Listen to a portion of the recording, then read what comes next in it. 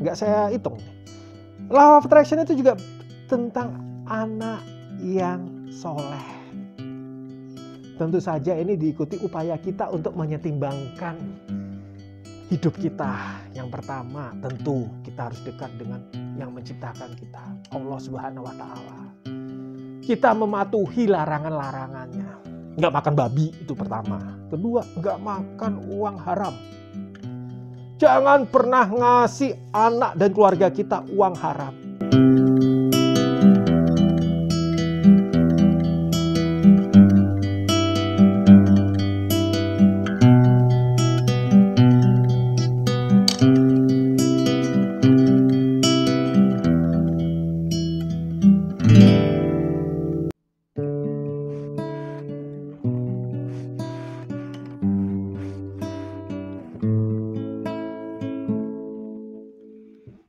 Assalamualaikum kakak-kakakku yang berbahagia.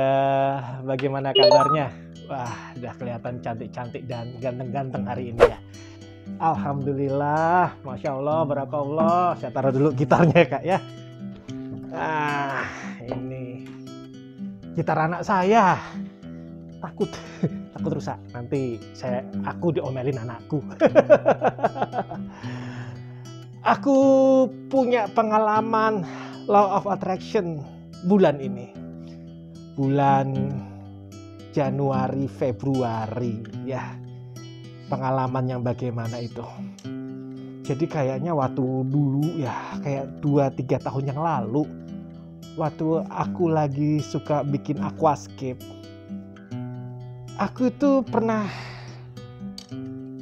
membuat suatu wishes, suatu permohonan. Seperti ini. Aku kan suka SpongeBob kak ya. Salah satu favorit kartun waktu aku masih kecil, SpongeBob. Aku pengen punya akuarium yang di Bikini Bottom, yang temanya tentang Bikini Bottom. Nah, di bulan Januari 2025 aku main-main ke toko AZKO ya. Ternyata toko tersebut menjual mainan, perhiasan akuarium tersebut.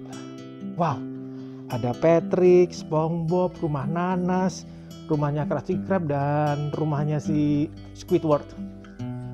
Tapi harganya lumayan. Aku hitung duitku ngepas banget. Ya ampun nih, bisa nggak ya untuk memenuhi kebutuhan bulanan? Soalnya kayak gini nih kadang nggak hanya aku sendiri yang pengen barang-barang seperti itu, ada yang lainnya. Nekat kak, nekat. Aku nekat. Aku udah berpikir nanti kalau uangnya kurang, akunya makan nasi kecap nggak apa-apa lah, tapi anak istri nggak usah gitu. Anak istri makan yang enak-enak, aku makan nasi kecap aja gitu. Aku borong gitu. Jadi ada 3 toko AZKO aku sambangin karena ternyata di toko ini nggak ada si rumah Squidward ya. Di toko ini adanya SpongeBob sama si Patrick, dan nyari rumah Nanas ya di toko AZKO yang lainnya. Dah, saya nekat banget dulu. Meskipun asam lambung naik. Ya, kita sebagai bapak rumah tangga ya, saya sekarang sudah bapak rumah tangga kak. Saya berdamai dengan diri saya karena saya mengidap diabetes dan saya nggak bisa stres terlalu lama. Kalau saya stres, asam lambung saya tinggi. Kalau sudah asam lambung tinggi itu kayak efek domino kemana-mana itu. Saya beli, ya tiba-tiba ada pengembalian uang, refund uang. Wow, kok tumben ada refund uang? Ya dari satu tempat yang ada yang saya bayar gitu ya, ada refundnya. Wow, ada kelebihan bayar gitu. Wih, asik ini. Wow. Jadi loh, kok tepat gitu. Asam lambung saya naik jadi turun lagi. Jadi ada beberapa tempat itu. Ya tiba-tiba kok kayak waktunya bener-bener diatur ya. Nah itu law of attraction yang saya rasakan di bulan ini. Alhamdulillah, Masya Allah, Barakallah Kak. Ya, aku mau ngomong apa lagi ya? Rezeki itu bukan hanya tentang uang Kak, tapi juga ada lainnya. Kalau orang ngomong tentang law of attraction pasti berpikirnya uang, berpikirnya mobil mewah, berpikirnya rumah mewah. Tapi kakak tahu nggak sih, barang-barang tersebut membawa liabilitas yang tinggi. Misalnya kakak punya mobil ya seharga 1 miliar. Kakak hitung aja setiap tahun pajaknya harus dibayar berapa. Maintenance-nya setiap 3 bulan sekali minimal itu berapa yang harus dikeluarkan. Untuk mesin 6 silinder itu berarti 6 liter oli ya, 6 busi ya. 6 liter oli, kalau 1 liter oli itu dihargain 100.000 berarti sudah 600.000. 6 busi, kalau 1 busi harganya 80.000, 8 kali 6 berapa? 8 kali 6 480.000. Sudah 1.080.000 harus dikeluarkan ya.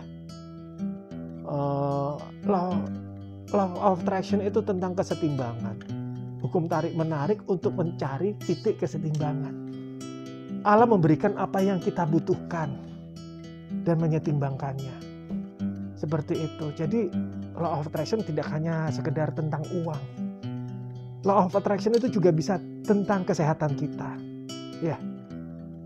Saya terkena diabetes. Ya. Alhamdulillah saya tahu namanya teknik manajemen ya, brainstorming, flowchart, fishbone diagram dan kawan-kawannya itu. Tapi seringkali mencari sumbernya, narasumbernya itu sulit Kak. Ya, untuk mencari sumber analisanya, untuk dianalisis itu sulit. Tapi entah kenapa saya diberi kemudahan untuk bertemu dengan para senior diabetes yang bisa saya brainstorming, bisa saya gali pengalaman beliau tentang diabetes yang bisa saya analisa dan kemudian saya ambil kesimpulannya. Hal yang utama kenapa saya bisa bertemu dengan mereka ya begitu mudahnya, jalan-jalan touring ketemu dan kakak tahu nggak, banyak orang itu tidak open dengan penyakitnya, tapi mereka bisa open dengan saya, bisa terbuka. Makanya saya bisa mengambil kesimpulan. Saya analisa dulu dan saya ambil kesimpulan. Oh, ternyata ada diabetes tipe 1, ada diabetes tipe 2, ada prediabetes. Apa sih yang harus dilakukan kalau masih prediabetes? Nah, ini kakak-kakak yang masih masuk tahap prediabetes, ayo cepet olahraga biar gak sampai masuk tipe 2. Kayak saya dulu prediabetes. Itu law of attraction tidak bekerja itu Kak. Ya mungkin waktu saya masih prediabetes itu ego saya terlalu tinggi ya Kak ya. Jadi saya mengacukan petunjuk-petunjuk dari alam semesta. Tapi ketika tipe 2 terjadi, saya divonis tipe 2. Dunia seakan-akan runtuh. Wah. Alhamdulillah, ego saya luntur, katup limbik saya di otak saya terbuka, dan saya bisa bertemu dengan mereka, dengan beliau-beliau ini, tukar pikiran, sharing, menganalisisnya, mengujinya, dan mengambil kesimpulan. Jadi bukan hanya tentang uang ya, kayak sekali lagi ya, bahkan tentang kesehatan. Yang kedua, ya bukan yang berikutnya. Ya, nggak saya hitung. Law of attraction itu juga tentang anak yang soleh. Tentu saja ini diikuti upaya kita untuk menyetimbangkan hidup kita. Yang pertama, tentu kita harus dekat dengan yang menciptakan kita, Allah Subhanahu wa Ta'ala. Kita mematuhi larangan-larangannya. Nggak makan babi, itu pertama. Kedua, nggak makan uang haram. Jangan pernah ngasih anak dan keluarga kita uang haram. Ya. Ini saya harus berani ngomong ini. Kadang saya sedih. Tempat basah dianggap sebagai rezeki.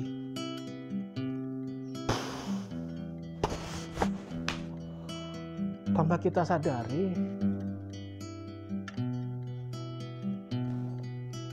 yang kita anggap rezeki itu kita kasih ke anak dan keluarga-keluarga kita. Mohon maaf, saya belum pernah mendapatkan berita tentang koruptor yang anaknya soleh. Mohon maaf, saya nyari data-datanya belum dapat. Tapi setidaknya kalau ada, pasti Allah akan menariknya dari keluarga tersebut. Allah akan melakukan kesetimbangan. Anak itu akan dikeluarkan dari keluarga tersebut untuk dapat diberi dengan untuk dapat makan makanan yang baik, yang halal, yang thayyib. Jadi jangan pernah memberi keluarga kita makan makanan yang haram. Saya terpaksa ngomong seperti ini, Kak. Karena ya kadang prihatin juga sih. Prihatin juga. Kadang saya mengamati teman-teman anak saya, bahkan teman-teman saya yang waktu saya remaja. Kok kelakuannya beda ya? Kok kayak geser dikit gitu. Gesernya banget malah ya. Kok kayak nggak bisa membedakan baik dan buruk. Ya kesimpulan dari pengalaman hidup saya ya makanan yang diberikan. Jadi kalau mau law of attraction itu mau bekerja, ya law of attraction sekali lagi tentang kesetimbangan. Ya, hukum tarik menarik untuk kesetimbangan. Kalau kamu belum pantas punya rumah mewah, nggak akan diberi kok sama alam semesta. Alam semesta akan memberikannya kepada kamu kalau kamu sudah pantas pantas memilikinya. Bayangin, Kak, ya, kakek saya punya rumah, PBB-nya itu 8 juta setahun PBB-nya. Kakek saya, tapi ini bukan kakek saya kandung ya, kakek jauh udah jauh, pokoknya jauh banget. Jadi ya buyut punya anak satu lagi, punya ponakan, tapi kan kita akrab gitu kan. Ya PBB-nya 8 juta sebulan. Oke, waktu usahanya masih jaya dia bisa membayarnya, tapi ketika makin turun nggak bisa membayarnya. Diwariskan ke anak-anak pun anak-anak akhirnya menjualnya karena mereka nggak sanggup membayar PBB-nya. Seperti itu. Jadi law of attraction juga bukan tentang uang ya, Kak ya. Rezeki itu bukan tentang uang, rezeki itu tentang kesehatan, tentang anak-anak yang soleh, tentang keluarga yang rukun. Nah, berikutnya adalah keluarga yang rukun. Nah, ini salah satu law of attraction. Kita pantaskan diri kita untuk memiliki keluarga yang rukun. Tetap, kalau saya sarankan sedekahlah tanpa pamrih. Karena kalau sudah ketemu kliknya, kita nggak akan memiliki pamrih sama sekali ya. Karena sedekah itu perintah Allah. Keluarga yang rukun itu keluarga yang bisa saling memahami satu sama lain. Tugasnya masing-masing. Emang di keluarga itu ada clash, pasti. Saya pun juga kadang berantem dengan anak saya. Dan sering berantem dengan istri saya gitu. Tapi yang membuat hati kita bisa luluh lagi ya karena kita saling menyayangi, dianugerahkan hal itu oleh alam semesta. Jadi saling menyayangi itu dianugerahkan. Kita bisa saling mengerti. Kadang gini, Kak, aku hobinya touring, naik motor. Aku hobinya itu. Pada suatu saat aku pengen touring 1000 km naik motor. Anak saya pengen ikut. Sebetulnya sebagai orang tua, saya juga ketar-ketir, Kak, ngajak anak saya touring 1000 km. Umurnya baru 10 tahun. Ya, coba dipikirkan. Saya nggak tolol, Kak. Saya nggak tolol mengajak anak saya touring. Bahkan sepanjang perjalanan touring itu banyak bapak-bapak dan ibu-ibu yang menasihati saya. Mbok ya naik kereta api, wes lah motornya didelehin yang kene. sesane numpak kereta api. Ya aku berunding dong dengan anakku, mau nggak? Anakku bilang lanjut. Aku kaget Kak, anakku umur 10 tahun bisa ngomong seperti itu. Tapi sayang, ada salah satu saudara ngomong seperti ini. Kowe kuwi wedi toh numpak touring dhewean.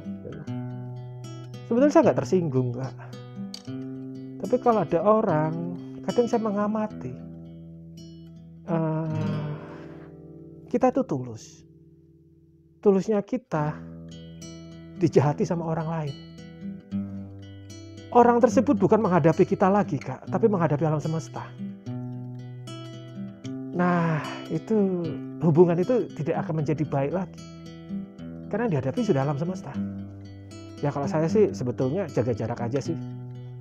Untuk membalas ya sudah dibalas, sudah dijaga sama alam semesta, ngapain saya harus membalas Kak? Membalas dengan buruk pun akan membuat perbuatan buruk yang akan mengurangi pahala. Jadi law of attraction sekali lagi saya bilang bukan tentang uang ya Kak ya. Ya, tentang kesehatan, anak-anak yang soleh, keluarga yang rukun. Dan yang ini masih saya cari tahu Kak, masih saya otak-atik Kak. Di Al-Quran itu ditulis Allah itu mengumpulkan orang sesuai dengan makomnya masing-masing gitu ya. Kalau dulu itu ada yang ngomong seperti ini, air berkumpul dengan air, minyak berkumpul dengan minyak gitu. Saya lagi mengamati, mengkulik ini. Tentunya kita sebagai manusia inginnya dikumpulkan dengan orang-orang yang baik ya Kak ya.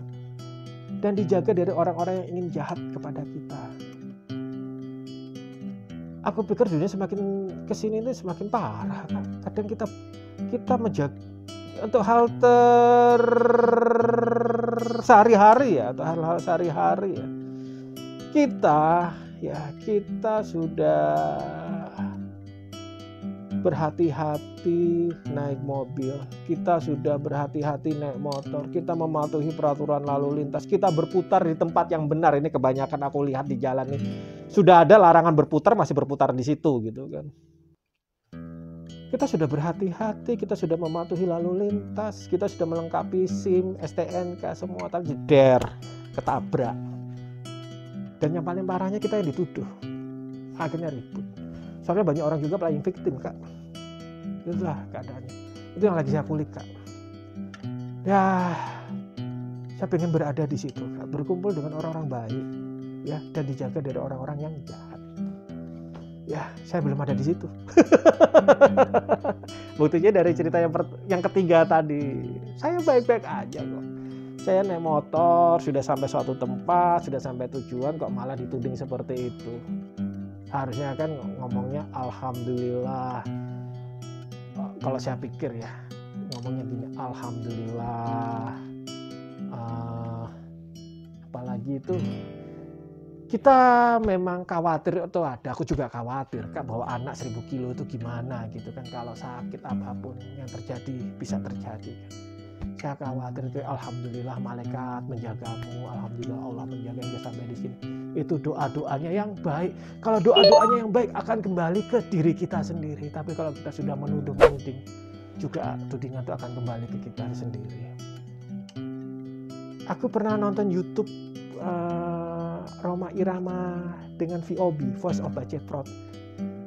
Perempuan, wanita-wanita berkerudung tapi bermain metal. Ketika mendengar Pak Rhoma Irama selalu ngomong Masya Allah, Barakallah, mendoakan yang terbaik buat VOB. Padahal padahal wanita-wanita ini berkerudung dan bermain musik metal sering sekali dapat tudingan negatif. Tapi Rhoma Irama tidak, malah mendoakan semoga sehat-sehat, semoga rezekinya bertambah, semoga ini. Aku sering bertemu dengan orang-orang tua yang sudah manula, tapi nggak seperti itu doanya. Malah kadang sering iri. Ya itu kembali ke mereka sih. Jadi hati-hati Kak, bersikap, berdoa. Ya. Jadi law of attraction itu ya juga sekali lagi saya bilang bukan tentang uang, bukan hanya tentang uang. Ya, rezeki itu bukan hanya tentang uang, bisa tentang kesehatan, bisa tentang anak yang soleh, bisa tentang kerukunan dalam keluarga, bisa juga kita dikumpulkan dengan orang-orang yang baik dan soleh. Tapi yang keempat ini aku masih belum merasakannya.